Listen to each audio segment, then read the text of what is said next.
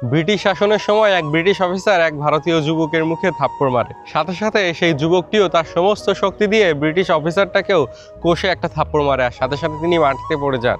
এই অপমানে হতবাক হয়ে যাওয়া অফিসার ভাবলেন যে কিভাবে ভারতীয় একজন সামান্য যুবক এক সাম্রাজ্যের অফিসারের মুখে থাপ্পড় মারে, যে সাম্রাজ্যের সূর্য কখনো অস্ত যায় না। তিনি দ্রুত তার পোস্টে গিয়ে ভারতীয় যুবককে দ্রুত শাস্তির আওতায় আনার কথা বললেন, কিন্তু উচ্চপদস্থ কর্মকর্তারা তার কথা শুনে তাকে শাস্তি প্রদান না করে উল্টো বললেন সেই ভারতীয় যুবককে পুরস্কৃত করতে, আর পুরস্কার হিসেবে তাকে 10,000 ভারতীয় রুপি পুরস্কার দিতে। অফিসার ঘৃণায় চিৎকার করে বলে উঠলেন, এটা শুধু আমার আপনার না, এটা আমাদের ব্রিটিশ মহারানীরও অপমান, আর আপনি বলছেন তাকে শাস্তি না দিয়ে আরো পুরস্কার দিতে। কমান্ডার এবার বললেন, এটা হচ্ছে সামরিক আদেশ, তাই তুমি দেরি না করে এখনই আদেশ পালন করবে।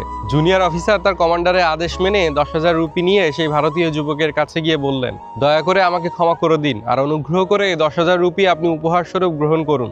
ভারতীয় যুবক উপহার গ্রহণ করলেন এবং তিনি ভুলে গেলেন যে তাকে তার দেশের মাটিতে এক ঔপনিবেশ সেনা দ্বারা তাকে থাপ্পড় মারা হয়েছে। সেই সময়ে 10,000 রুপি হচ্ছে অনেক বড় একটা অর্থ। তিনি এই অর্থ যথাযথভাবে কাজে লাগিয়ে কয়েক বছরের মধ্যেই তার জীবনকে উন্নত করলেন এবং তিনি বেশ বিত্তশালী হয়ে উঠলেন। আগে ছিলেন একজন সাধারণ যুবক, আর এখন সমাজে বেশ প্রতিষ্ঠিত। অনেক বছর পর সেই ইংরেজ কমান্ডার তার জুনিয়র অফিসারকে ডেকে নিয়ে গিয়ে বললেন, তুমি কি সেই ভারতীয়কে মনে রেখেছো যাকে তুমি থাপ্পড় মেরেছিলে? তখন অফিসার বলল, সেই অপমান আমি ভুলি কি করে। কমান্ডার বললেন, এখন সময় এসেছে, এখন তুমি তাকে খুঁজে বের করো এবং তাকে নিয়ে জনসম্মুখে থাপ্পড় মেরে এসো। অফিসার তখন বলল, সেটা কিভাবে সম্ভব?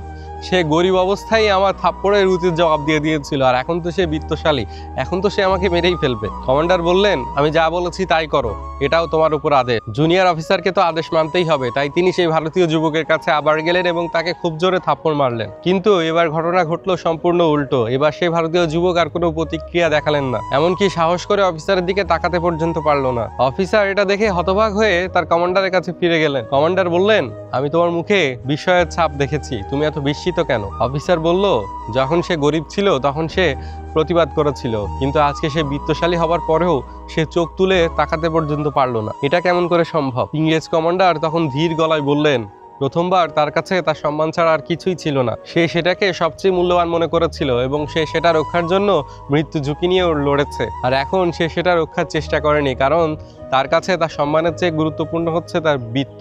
যেদিন সে 10,000 রুপি গ্রহণ করেছে সেদিনই তার আত্মসম্মানবোধ সবকিছুই তার কাছে বিক্রি করে দিয়েছে। আর বৃত্তের কাছে যখন মানুষের আত্মসম্মানবোধ বিক্রি হয়ে যায়, তখন তার পাশাপাশি তার মেরুদণ্ডও বাঁকা হয়ে যায়। আসুন আত্মসম্মানবোধ বজায় রাখি, পদ, উপহার কিংবা অন্য কিছুর কাছে লোভে পড়ে নিজেকে বিক্রি না করে মেরুদণ্ড সোজা রাখি।